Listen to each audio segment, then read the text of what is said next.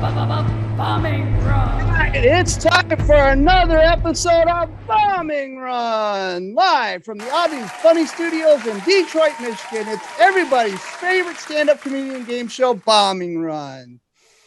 Yes, we have such a great set of comedians, and this is a game where three comedians go against each other with their 5-minute sets, and the winner is crowned Joker Ace. It's pretty simple, but if you say the F or C word, Freddie the F-bomb will come in and blow up their set, and they can't be Joker Ace. All right, so that's the rules of the game. It's pretty simple, and this is all for fun. If you want feedback from the judge, DM me, message me. I will get the feedback from the judge. So with that being said, I want you guys to please welcome our mysterious judge for the night, Judge Evil, everybody. Yeah, Judge Evil. Usually it's around Halloween. I have to kind of do the Ouija board thing, but today I kind of just was playing around, decided, why not get some evil comedian? No, they are a real comedian. I want to stress this very much. They are a comedian, but this judge is just a little bit on the evil side. Okay, don't take it too bad. You could see their face. Normally you don't see their face, but if you see this judge's face, right? So if you happen to see snakes coming out of their eyes, just know you might have said something a little bit off color. Okay. All right. So with that being said, the order is Ryan, Alaine, and Trish tonight. So let's get our very first comedian combatant up to the stage. Please give it up for Ryan Patrick, everybody. Yeah. What is up? Thank you so much for having me, General. I appreciate it.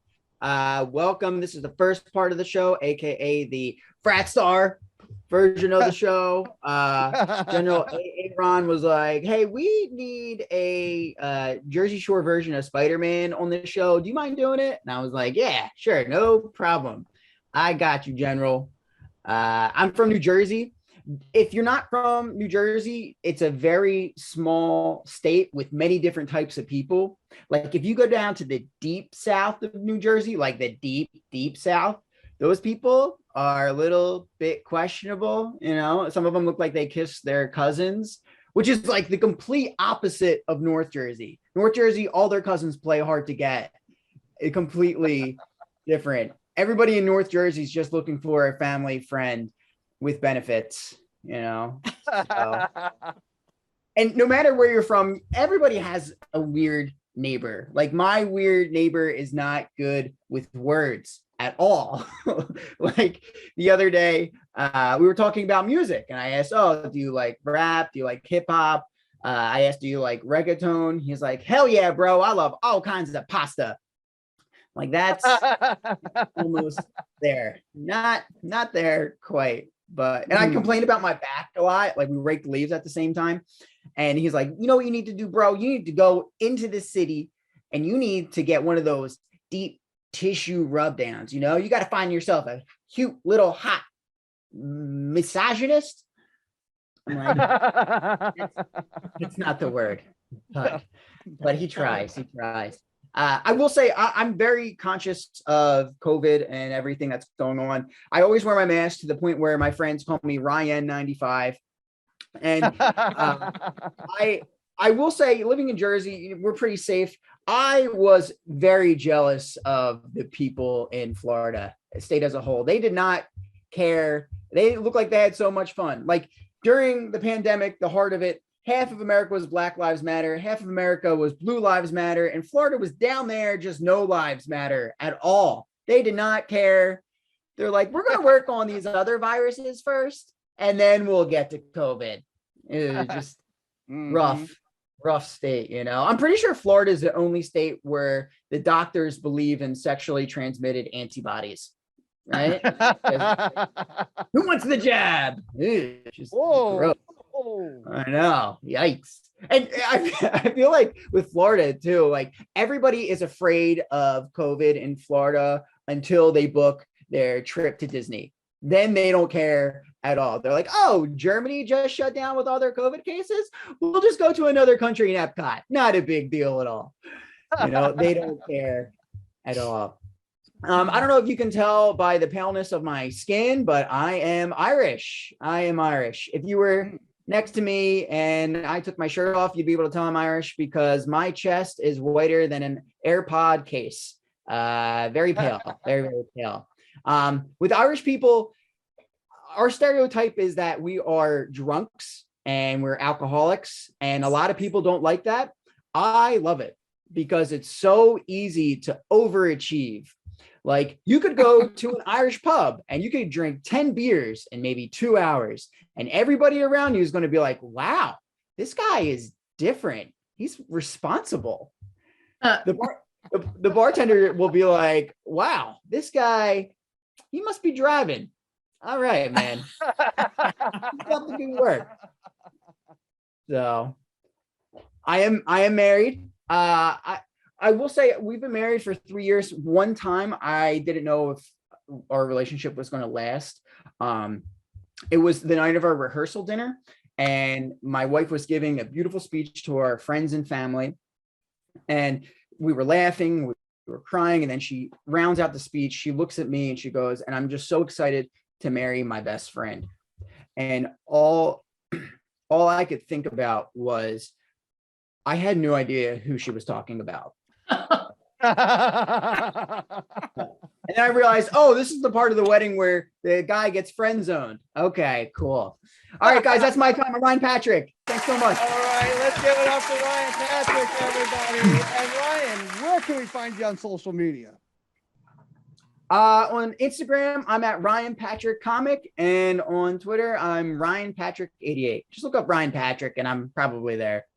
Sweet, thank you. Do you got some shows coming up?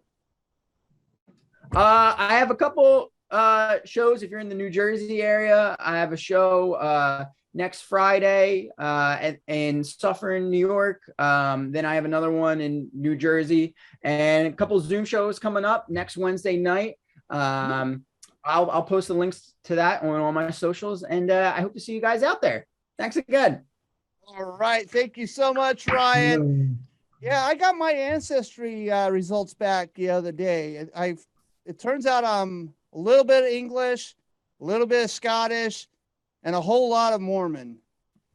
And yeah, so I try to spread the word, but no one gives a damn. No. All right. Well, that one's still getting worked on. Okay.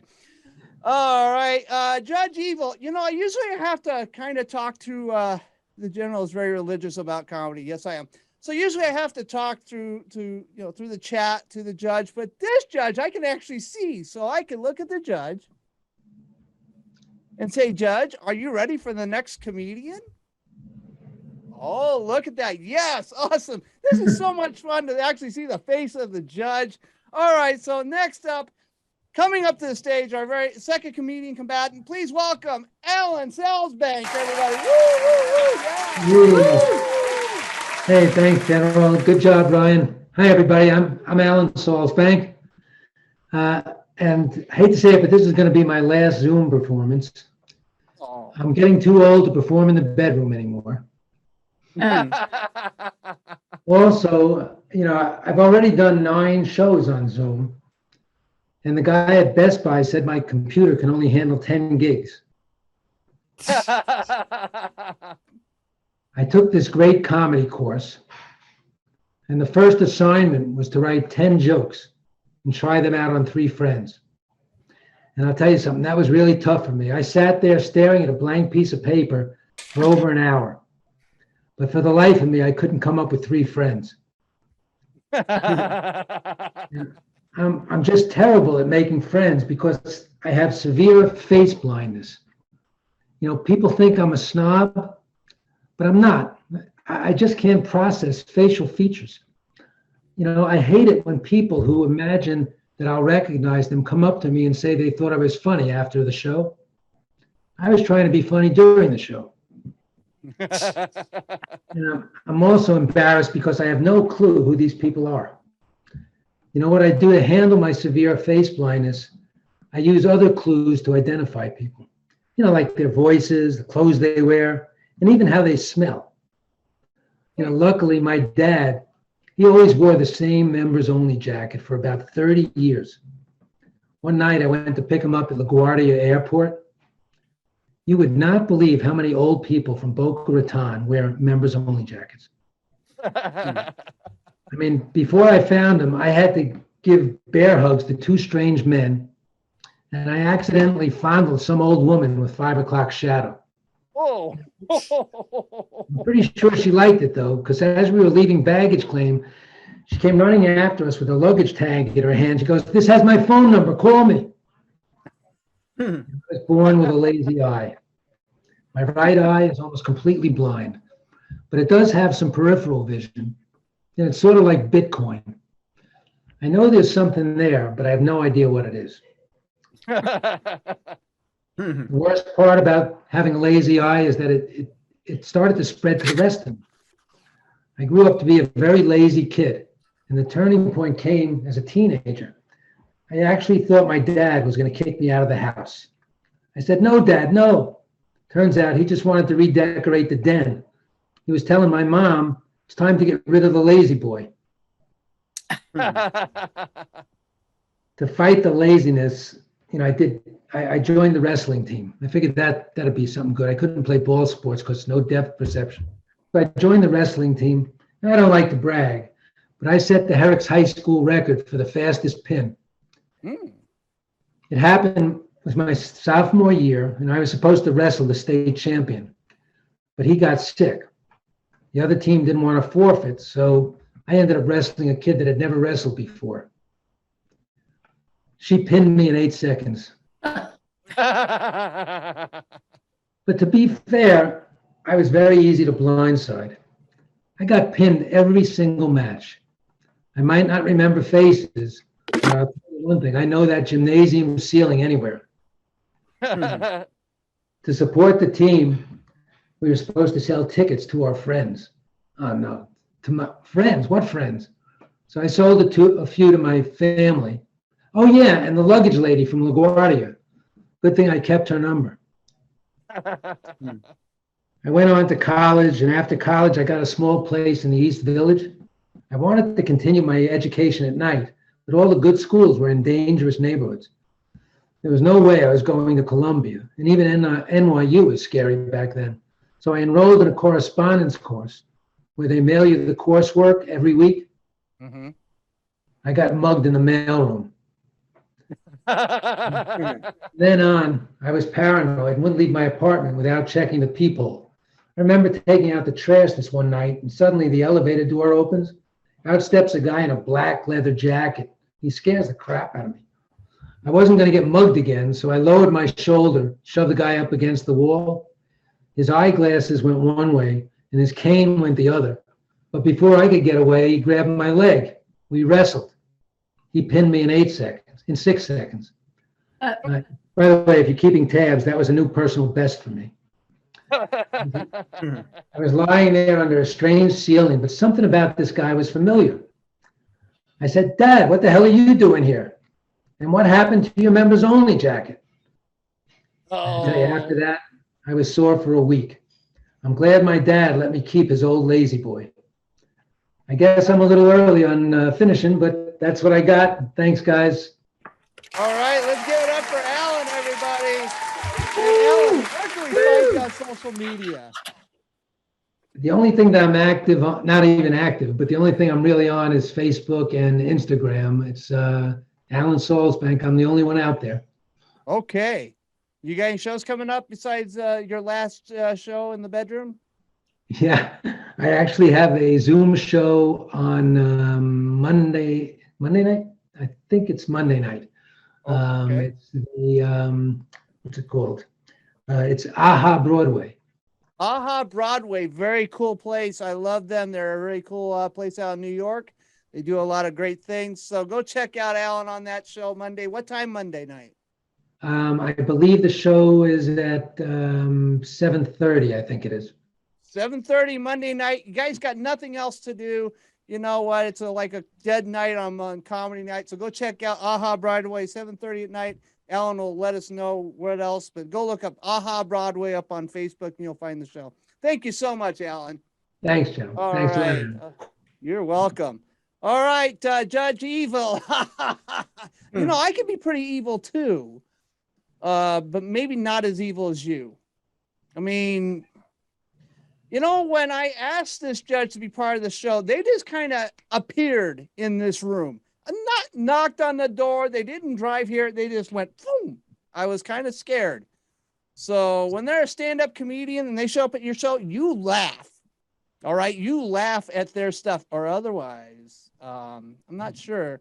I think I have a hex on me because no one laughs at me. I'm pretty sure that's what's happened to me. Judge Evil, are you ready for the last combatant of the show? All right.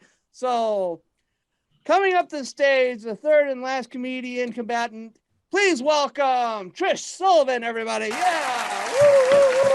Hey, that's me. Thank you, Aaron, so much for having me on this stage. Thank you, Judge Evil. I don't know who you are, but I'm sure you're very intelligent, have a great sense of humor, and are very attractive. So before we get too far along, I want to clear up a few things. No, I don't have a good meatloaf recipe to share with you.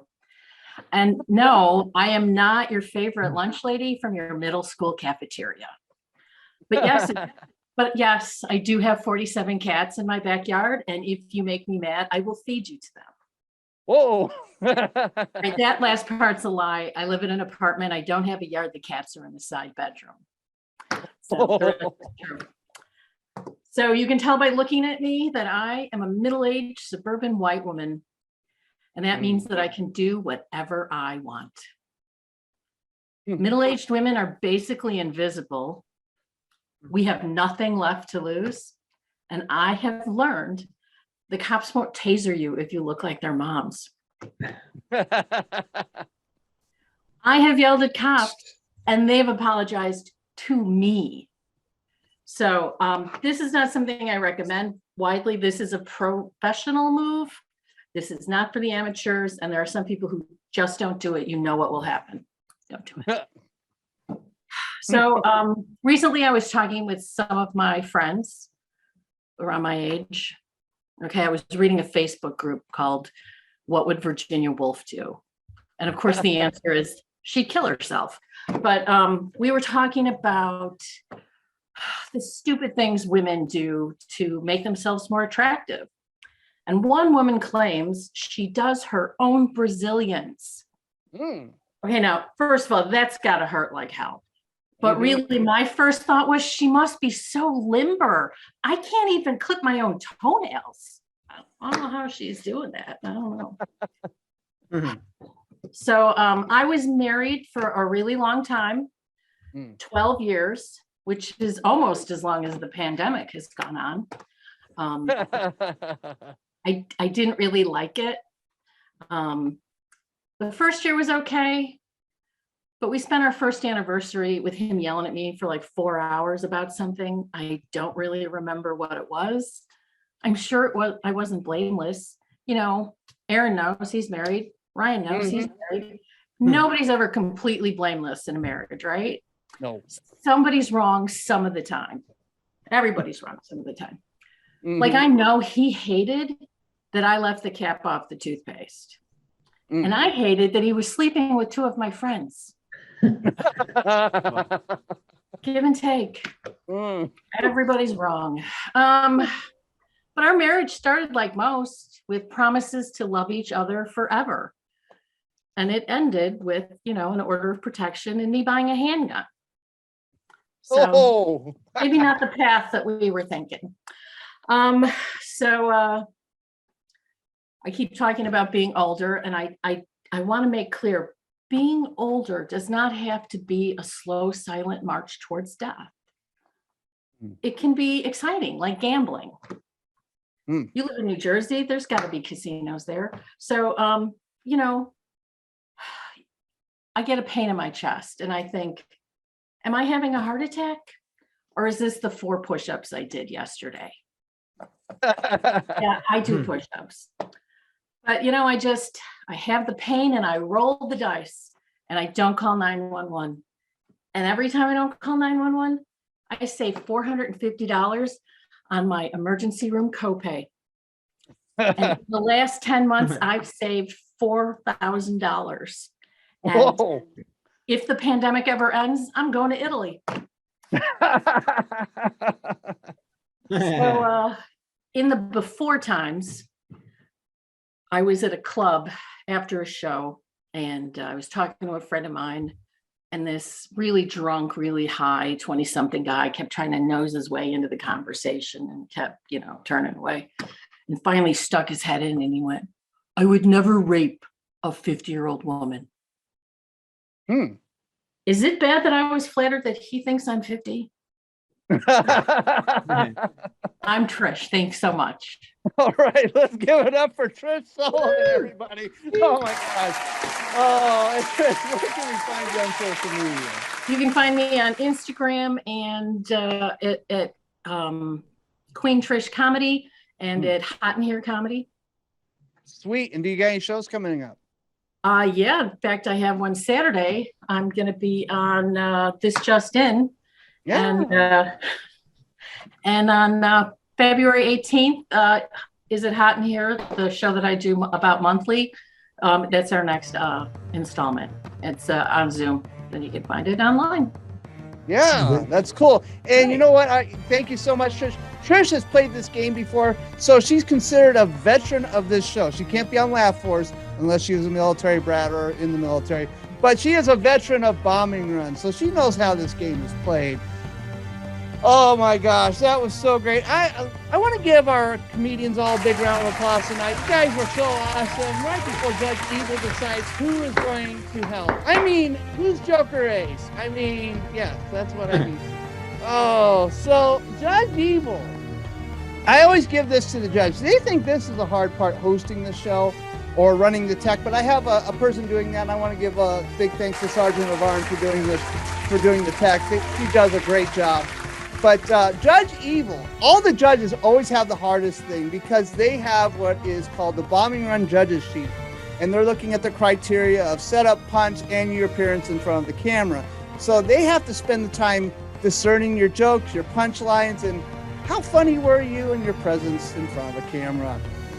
And Judge Evil, this is the part where you can't talk, but you're going to actually have to type in the private chat to me who won bombing run tonight. Who is the Joker Ace of these 3 sets? All right, so Joker Ace for tonight is Ryan Patrick, everybody. Woo, yeah! All right, Ryan, he got on, he won. Look at that. I tried to get him on. Look, he won. He had his mom in the studio audience. That must have helped a little bit. His mom was in here just rooting him on. So you have to get with me, and we'll figure out which show you can be on, all right? And that'll be cool. So sounds good. Thank you so much for having me. All right. And I would love to put the other 2 comedians up here, Alan Salzbank and Trish Sullivan. Please put them up here because I'd love to put them up on the camera because they played a good game. They both had some great sets. Thank you guys so much for playing. And you guys, I always encourage everybody to come back and play. The winners, the people that didn't get to be Joker Ace, please come back because I don't always have Judge Evil judging. And look what Judge Evil said tonight. Judge said, amazing job tonight, everybody. So you guys were all awesome, and I really appreciate you being on the show. Thank you so much. So that's the show for tonight, guys. Bombing Run will be on next week, and we will be same Bombing Run channel, same Bombing Run time. So for me, Judge Evil, and Sergeant at Arms, this has been an AWDly Funny Production. Thank you.